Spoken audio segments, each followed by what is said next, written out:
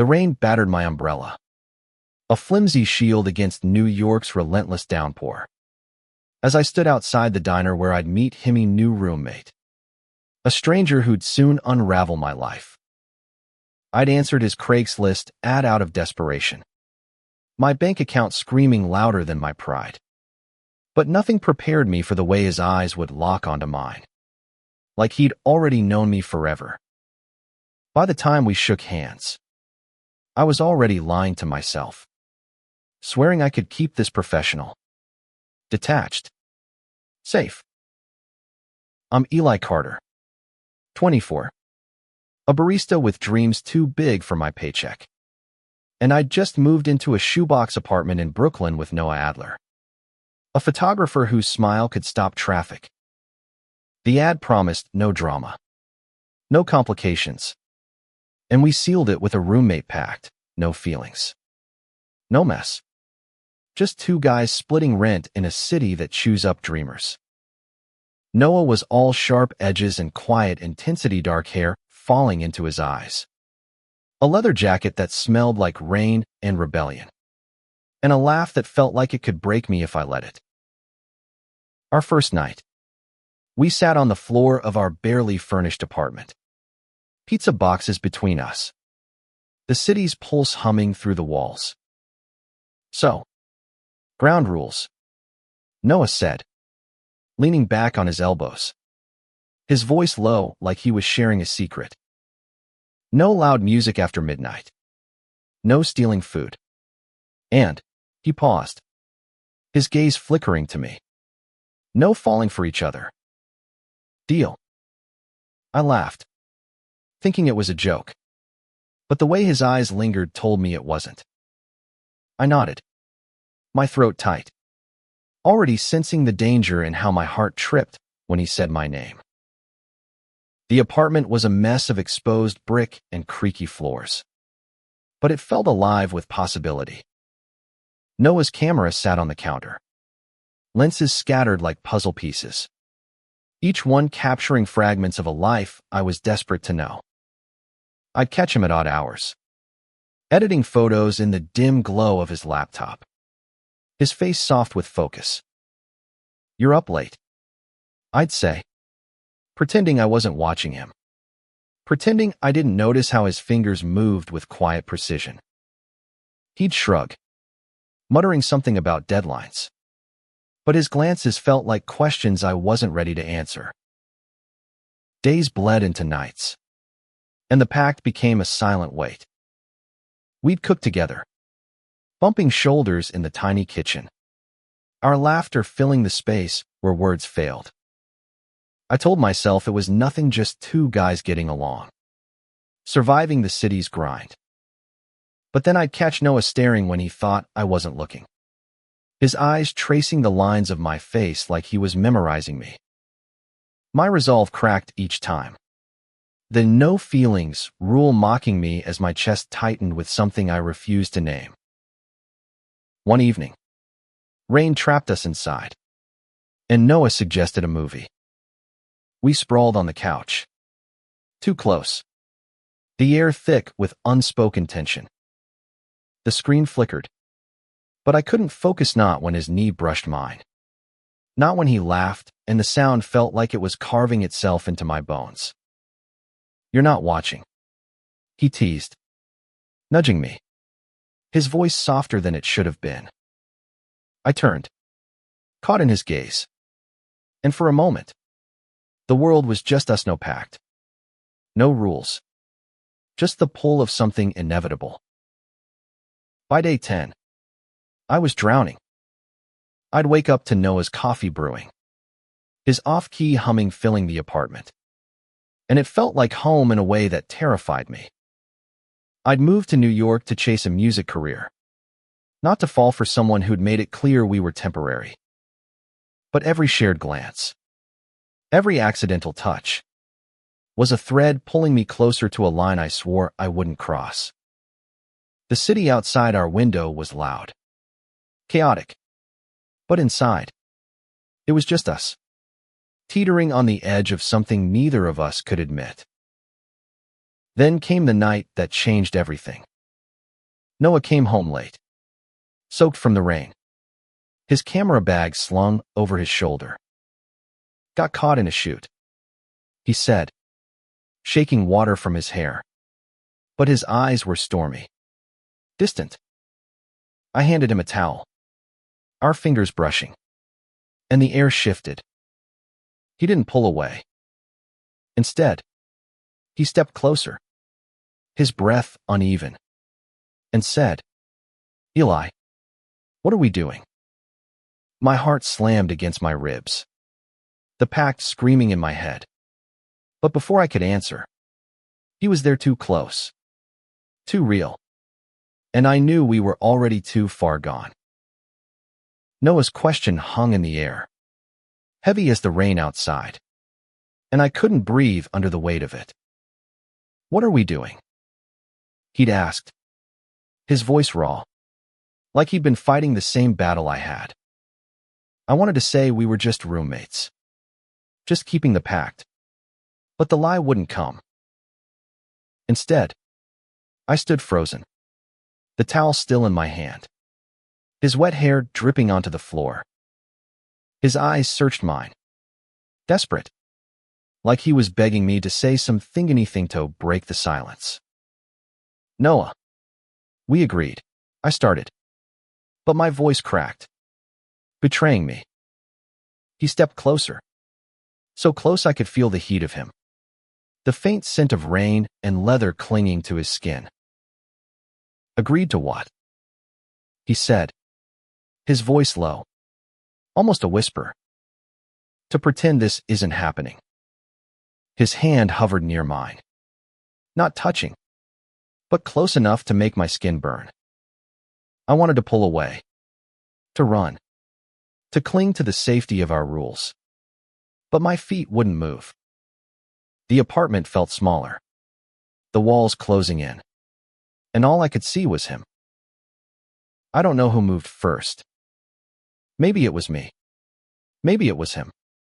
But suddenly his hand was on my cheek, his thumb brushing my jaw, and the world tilted. "Eli," he said, my name a plea, and then his lips were on mine, soft, hesitant, then fierce, like he'd been holding back for too long. The kiss was a storm, pulling me under, and for those few seconds, I forgot the pact, forgot the fear, forgot everything but him. When we broke apart, gasping, his forehead pressed against mine. "I'm sorry," he whispered, but his hands didn't let go. I couldn't. I tried. "Eli." I tried so hard. My heart was a drumbeat, loud and unsteady, and I wanted to tell him I'd tried too, that I'd been fighting this since the moment we met. But the words wouldn't come, and all I could do was hold on to him, terrified of what came next. The next morning, the apartment was quiet, but the air felt different, charged, like the calm before a bigger storm. Noah was already up, making coffee, his back to me as I shuffled into the kitchen. "Morning," he said, his voice careful, like he was testing the waters. I mumbled a reply, my head spinning with the memory of his lips, his hands, the way he'd kissed me like he meant forever. We didn't talk about it. Not that day. Not the next. We danced around each other, polite and cautious. But every glance was a spark, every brush of shoulders a reminder. I threw myself into work, picking up extra shifts at the coffee shop, hoping the grind would drown out the ache in my chest. But Noah was everywhere, in the smell of his cologne on the couch, in the photos pinned to the fridge, in the way the city itself seemed to hum his name. By day 12, I was unraveling. I'd catch myself watching him edit photos, his brow furrowed, his fingers dancing over the keyboard, and I'd hate how much I wanted him. I'd sworn off love after my last relationship crashed and burned. leaving me with nothing but a guitar and a bruised heart. Noah was supposed to be Safia roommate, not a risk. But the pact was a lie we'd both told ourselves. And now we were paying the price. That night, I came home to find Noah on the fire escape, a cigarette between his fingers, the city sprawling below. "You don't smoke," I said, leaning against the window. He looked up, his eyes catching the streetlights, and shrugged. "Bad habit from a bad day." His voice was heavy, and I knew it wasn't just about the shoot he'd mentioned. I climbed out to join him, the metal creaking under my weight. And we sat there, shoulders touching, the silence louder than the city. "I don't know how to do this," he said finally, flicking the cigarette away. "I don't know how to be near you and not." He trailed off, his jaw tight, and my heart twisted. I wanted to tell him I felt the same, that every moment with him was a battle between want and fear.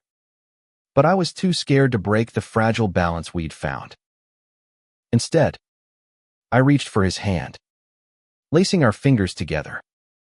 And for a moment, it was enough. Holding Noah's hand on that fire escape felt like standing on a cliff. The drop both terrifying and exhilarating. The city roared below. But up here, it was just us. Two guys clinging to a moment that could shatter everything. I wanted to stay there forever, but the weight of our pact loomed. A silent warning that we were breaking every rule we'd set. The next day, Noah was gone before I woke up. His camera bag missing. A sticky note on the fridge reading, "Shoot in Manhattan. Back late." I stared at it, my stomach twisting, wondering if he was running from me or himself. The apartment felt empty without him, the quiet mocking me as I replayed our kiss. His words, the way his hand had fit so perfectly in mine. I was falling, and I hated how much I didn't want to stop. Work was a blur, coffee orders blending into a haze of steam and noise.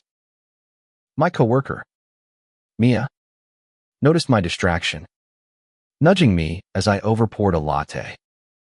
"You okay, Eli? You look like you're somewhere else." I forced a smile, muttering something about late nights. But her knowing look told me she saw through it. Mia had a knack for reading people, and I was an open book, my heart scrawled with Noah's name. When I got home, Noah was there, sprawled on the couch, his camera beside him. "Good shoot?" I asked, trying to keep my voice light. He nodded, but his eyes were guarded, like he was holding something back. "Got some great shots," he said, then hesitated. "Eli, about the other night." My heart stopped, bracing for the words I didn't want to hear, that it was a mistake, that we should forget it.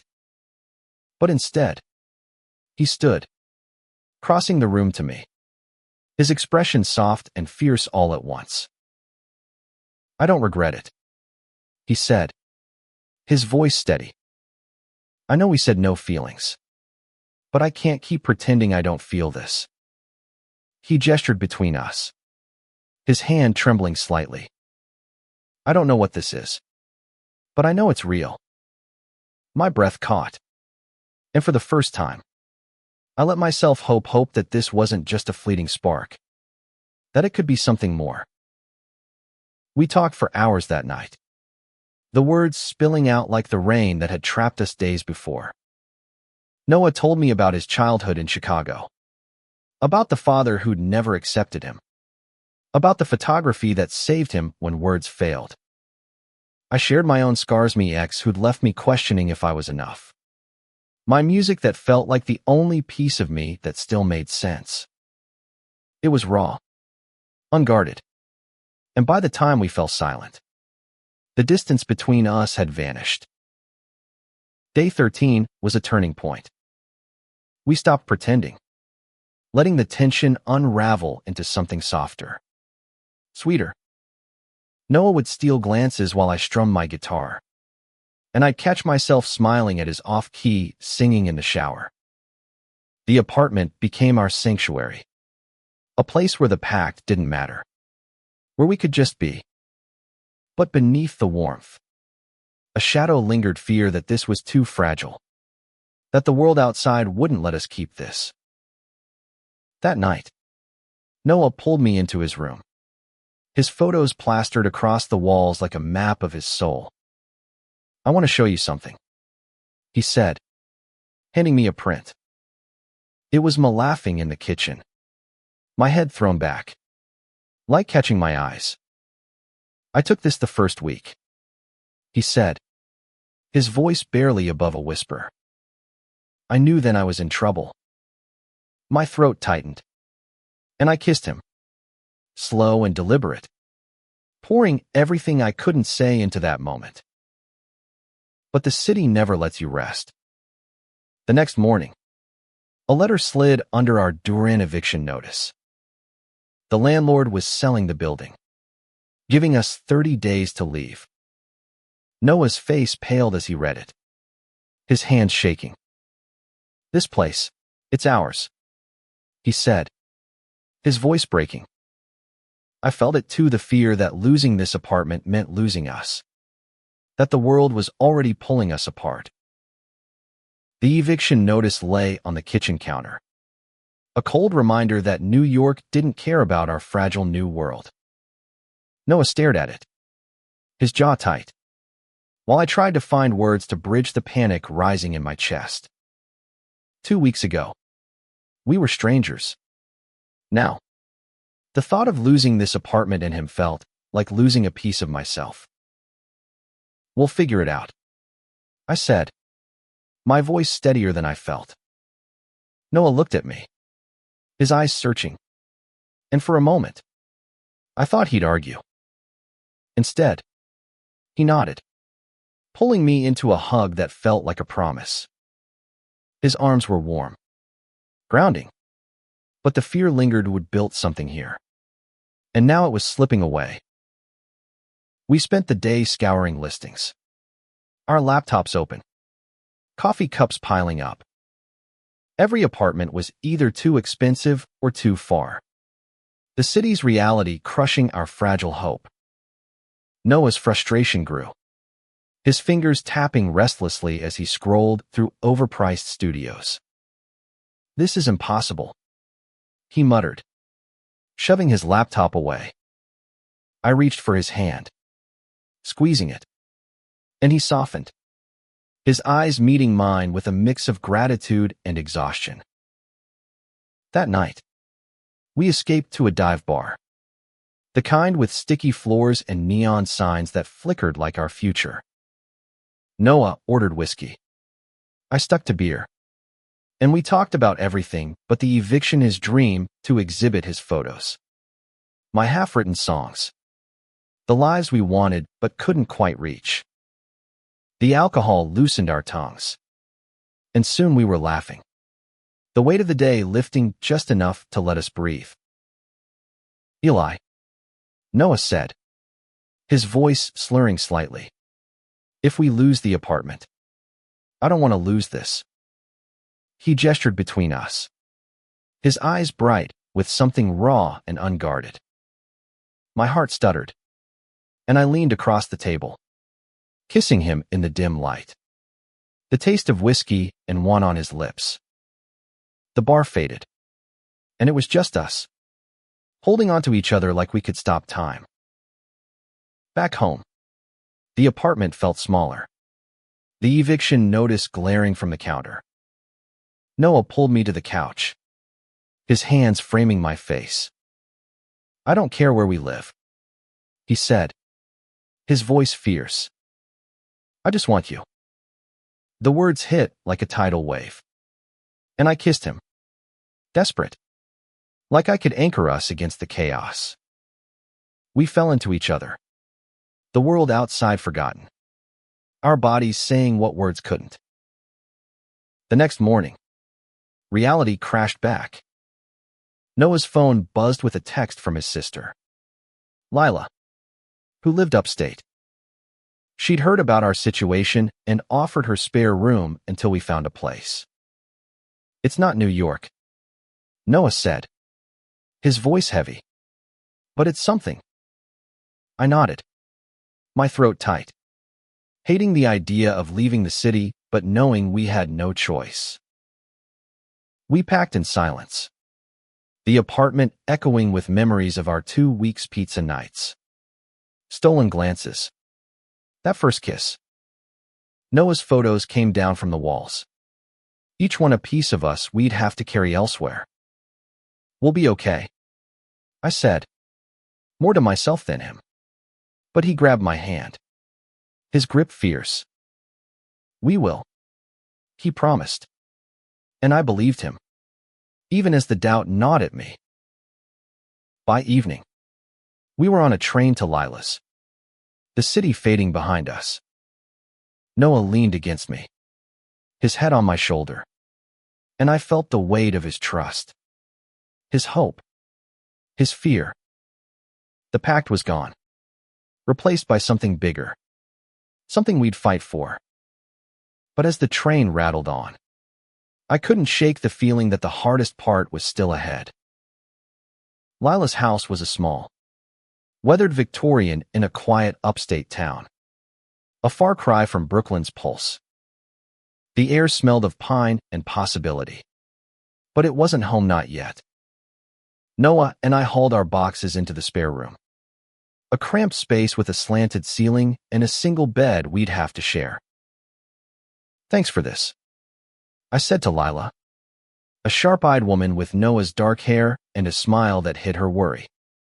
She waved it off, but her glance lingered on Noah, like she knew something I didn't. "Just don't break anything," she teased, but her tone carried an edge, a warning I couldn't quite place. That night, Noah and I lay in the too-small bed, the silence heavy with everything we hadn't said. "This doesn't feel real," he whispered, his voice muffled against my shoulder. "Leaving the city. Leaving us." I turned to face him, his eyes catching the moonlight through the window. "We're still us," I said, my hand finding his. "No matter where we are." But the words felt fragile, like they could crack under the weight of our new reality. Days in the country were slow, the quiet both a bomb and a cage. Noah set up a makeshift darkroom in Lila's garage, his photos spreading like a map of our past. I'd watch him work, his hands steady as he developed prints, and I'd feel the ache of wanting him, of wanting the life we'd barely started. I busied myself with my guitar, scribbling lyrics about love and loss, each note a piece of him. Lila noticed the tension. One afternoon, she found me on the porch, strumming softly. "He's stubborn, you know," she said, sitting beside me. "Always has been. But he's never looked at anyone the way he looks at you." Her words hit hard, stirring hope and fear in equal measure. I wanted to ask what she meant, what she saw in Noah that I might have missed. But she stood, leaving me with more questions than answers. Noah's mood grew erratic. Some days, he was all warmth, pulling me into impromptu dances in the kitchen, his laughter bright enough to chase away the shadows. Others, he'd withdraw, his eyes distant, his camera untouched. "Just need space," he'd say, but I felt the distance growing, a crack in the foundation we'd built. I wondered if the city had held us together, if this quiet town was pulling us apart. One evening, I found him in the garage, staring at a photo of us from that first week, me laughing, him watching me with unguarded longing. "I don't know how to do this," he said, echoing his words from the fire escape. I'm scared I'll mess it up. Eli. I always do. My heart twisted, and I pulled him close, kissing him until the fear melted into something softer. We're not perfect, I said, but we're real. But the past wasn't done with us. A letter arrived from Noah's father, the one who'd cast him out years ago. It was short, cold, demanding Noah visit to settle things. Noah's hands shook as he read it, his face a mask of pain. I can't, he said, crumpling the paper. I wanted to fix it, to protect him, but all I could do was hold him as he broke, the weight of his past threatening to drown us both. Noah's father's letter was a ghost that haunted us, its words lingering in the air like smoke. Noah hadn't spoken of it since that night, but I saw the change. His smiles were rarer, his eyes shadowed with a pain he wouldn't share. I wanted to reach him, to pull him back, but every step felt like walking on glass. We fell into a rhythm at Lila's, a fragile balance of routine and avoidance. I'd work on my music, playing gigs at local bars, while Noah threw himself into his photography, capturing the quiet beauty of the town. But the spark we'd had in Brooklyn was fading, replaced by a cautious dance around the truth. I hated it. Hated how the pact we'd broken still held power, keeping us from fully claiming what we'd found. One afternoon, I came home to find Noah packing a bag, his jaw set, his eyes avoiding mine. I'm going to see him, he said, voice flat. My father. I need to end this. My stomach dropped, fear clawing at me. You don't have to do this alone, I said, but he shook his head. This is mine to fix. Eli. He kissed me, quick and desperate, then left, the door slamming like a gunshot. The house was too quiet without him. Lila tried to distract me, dragging me to the farmer's market, but her chatter couldn't fill the void. He'll come back, she said, squeezing my arm. He always does. But her words didn't ease the ache, the fear that Noah's past would swallow him whole. I spent nights on the porch, strumming my guitar, writing songs about a love I wasn't sure would survive. Noah returned 3 days later, his face drawn, his camera bag slung over his shoulder like a shield. It's done, he said, dropping onto the couch. He's out of my life. His voice was steady, but his hands trembled, and I knew it wasn't that simple. I sat beside him, waiting, and slowly, the story spilled out years of rejection, of trying to be enough, of a father who'd never see him for who he was. I told him about you, Noah said, his voice barely audible. He didn't care, but I needed him to know. My heart swelled, breaking for him, and I pulled him close, his head resting against my chest. I'm proud of you, I whispered, and for the first time in days, he smiled a real smile, small but bright. We started rebuilding, piece by piece. Noah's photos filled the house again, and I played him my new songs, each one a love letter to us. Lila watched us with a knowing grin, her teasing lighter now, like she saw the strength we were finding. But the eviction notice still loomed in my mind, a reminder that we couldn't stay here forever. One night, Noah pulled me outside, the stars bright above the quiet town. I've been thinking, he said, his voice steady. Let's go back to New York. Not the same apartment, but us. Together. My breath caught, hope flaring bright. You sure?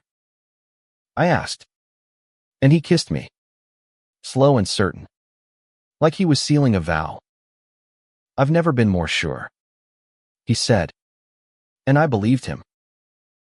Noah's words under the stars felt like a lifeline, a promise we could build on.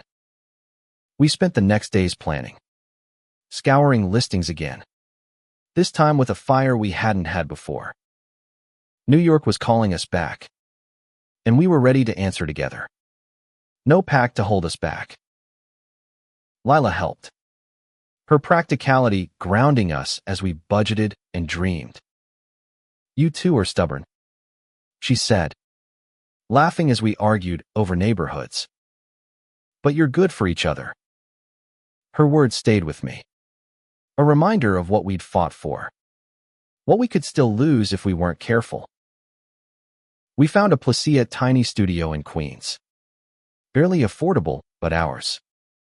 The landlord was gruff, but fair. And we signed the lease with shaking hands, grinning like kids who'd won a prize. "This is it," Noah said, squeezing my hand as we stood in the empty space, the city's hum filtering through the windows. I kissed him, my heart full, knowing this was more than an apartment. It was a second chance. Moving day was chaos. Boxes everywhere. Noah's photos stacked against the walls. We laughed as we unpacked, stealing kisses between trips to the truck. The studio was smaller than our old place, but it felt right, like it was made for us. That night, we collapsed onto a mattress on the floor, too tired to care about furniture, and Noah traced patterns on my skin, his touch a promise of forever. But the city doesn't let you rest. My gigs picked up, late nights at bars draining me, while Noah's photography jobs grew sporadic, the industry's fickleness wearing him down. We'd come home exhausted, the spark between us dimming under the weight of bills and dreams. I saw the strain in Noah's eyes, the way he'd stare at his camera like it was failing him. One night, I found him on the fire escape, the city glittering below. "I'm not enough," he said, his voice breaking. "Not for this city. Not for you." The words cut deep, and I grabbed his face, forcing him to look at me. "You're everything," I said, my voice fierce. "We're enough." I kissed him, pouring all my fear and love into it, willing him to believe me. We started fighting for a truly fighting. I cut back on gigs, prioritizing time with him, and Noah took on freelance editing to ease the pressure. We cooked together, laughed together, rebuilt the spark we'd almost lost. The studio became our haven again, filled with music and photos, love and stubborn hope. But the past wasn't done. A call came from Lila. Her health was failing, something she'd hidden from us. Noah's face crumpled, and I knew we'd have to face another storm, together. As we packed to visit her, I held his hand, my heart steady. We'd survived so much. We could survive this too. Lila's illness hit like a tidal wave, pulling us back to the quiet town we'd left. The hospital was sterile, cold, a stark contrast to the warmth of her house. Noah sat by her bed, his hand gripping hers, while I hovered, helpless, my guitar silent for the first time in weeks.